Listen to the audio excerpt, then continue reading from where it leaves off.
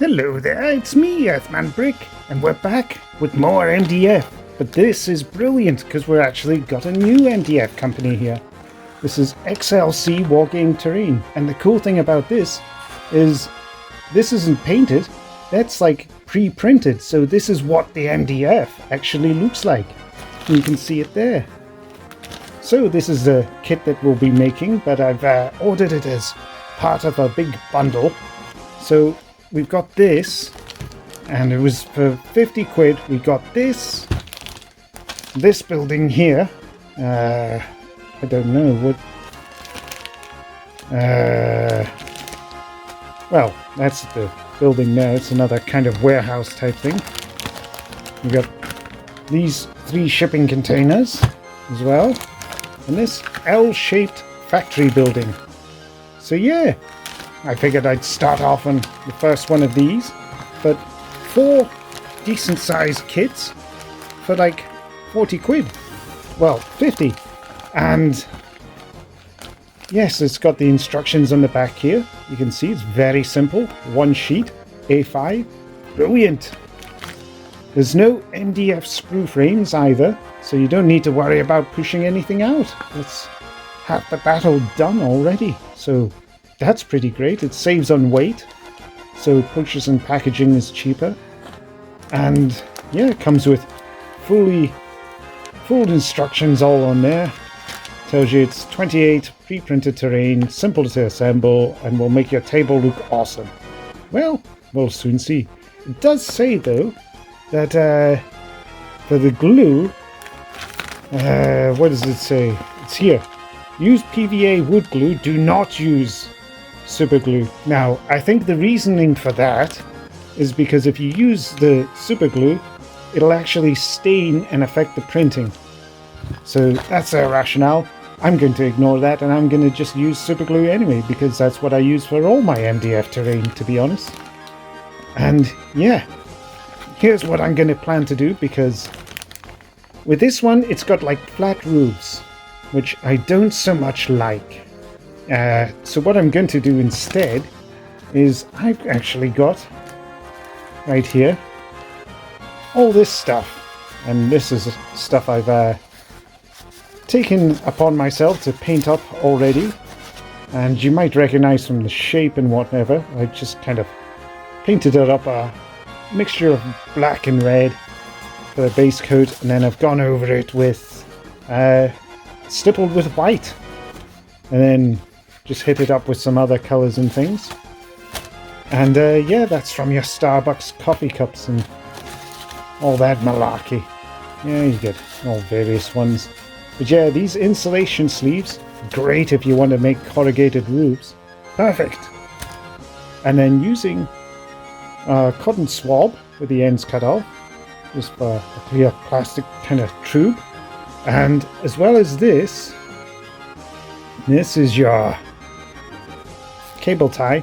This is the cable tie feed, and so I've jammed this into that and created this little piece.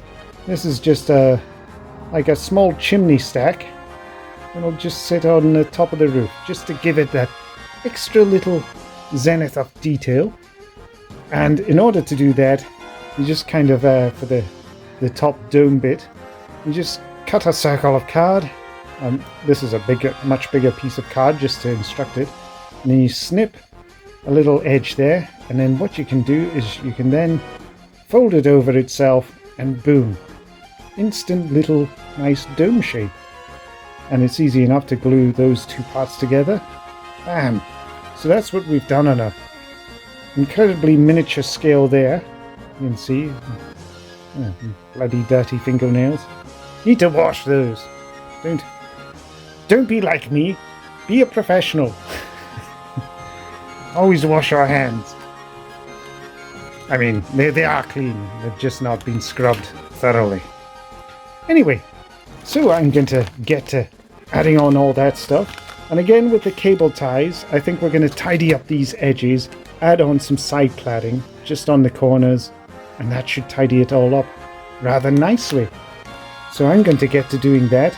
And then I might even decorate it up just with couple of tufts and maybe some bushes here and there. I don't know. I'm going to see how it goes, and I'll be back soon. So, bye for now. Hello again, and we're back. So, this is what it's meant to look like when it's done, and this is what we've ended up with. Boom. Oh, it's the wrong way round. There we go. That's it. So, like we planned, we've used cable ties, larger ones than this, to put on the cladding there. We've used our coffee cup insulation layers to make a brand new type of corrugated roof, leaving us with these roof pieces for the roof there and the roofs there. So all these parts are all kind of left over, and I'm hoping that between this and the other builds that we've got, like this one here and the other building, we'll hopefully be able to make up an extra building, because you'll notice that these roof sections are damn near the exact same as these wall sections here. So I'm going to try my luck and see what we can do with those. But what else have we done here? So let me pull up the camera and have a look. So we've added grass tufts. We've also added this brown mesh just to help seal in it, lots of bits all in together and reinforce it so it looks like a right muddy mess. Yes, nice little extra bits of wear and tear to help complement the build. And we've added in some little bits of sponge block. You can kind of see it there. There's the spongy bits. More grass tufts. There's a little chimney stack right there, all painted up, blends in quite nicely. And yeah, that's about it really. Had a lot of fun building it all up, and if I flip it upside down and just pop it there, you can see that I've added extra reinforcement, just pieces of card here and there, little tags just to hold the whole thing together. And there were little gaps here and there, but I filled them up with hot glue just to not only hide the gaps but also reinforce it and hold it all together, because this is just a couple of layers of card essentially.